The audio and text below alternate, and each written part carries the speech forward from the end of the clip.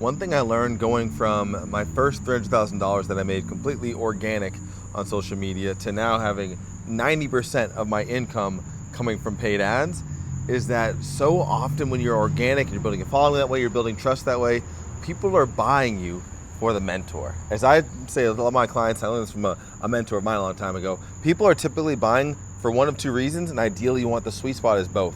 They're buying because of either the mentor or they're buying because of the method.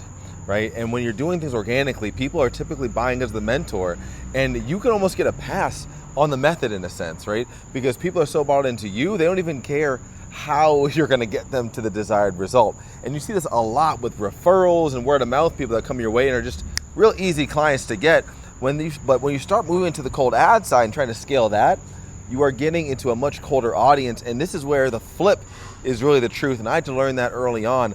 And really what you need to start doing is get so dialed in on your method that it feels like it just makes so much sense. It's so simple, it's so straightforward that it feels like a no-brainer.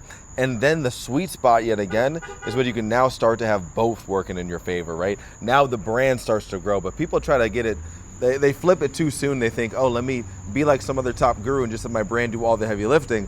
You need both. And then luckily, as your method grows, more and more people find out about you, more clientele comes, more positive reviews if you're doing a good job, and then you grow from there.